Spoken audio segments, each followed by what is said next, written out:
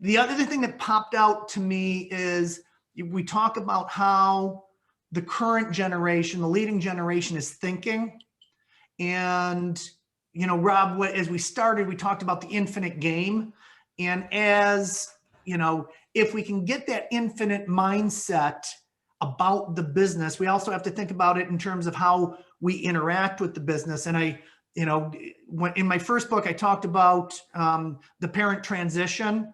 And that's that, somewhere between zero and 12 or 15, or some kids at 25, you must parent them.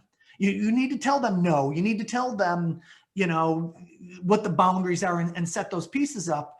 Somewhere between, a certain age, and it's different for every kid, you need to transition to that coaching ability and let them go and make mistakes and let them do it on their own way and feel those things. And the parents that don't ever make that first transition will very rarely make that next transition, which is, I need to start thinking of you as my colleague. You're an adult. And so even though there may be a generation gap, and we respect and all of those things have to be accounted for, if you're going to be the one writing the check to me for this business, I better be thinking about, or however that transition is going, you're going to be running the business. I need to be thinking about you as colleagues. And my father this year, it was the first time, and I love my dad, and we have great conversations about this. I'm always excited to talk to him about what's going on in the business. But we had my parents on one of the episodes with Courtney Pullen. You may both know them, but so Courtney is one of the best, family business coaches out, in the country. And Courtney did a live, we called it Family Business Unscripted.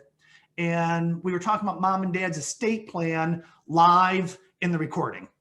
And, one of the things that, that happened, and whether it was from that recording or something, it might have been a conversation we had a couple weeks later. My dad said, I'd have never done it the way that you're doing it.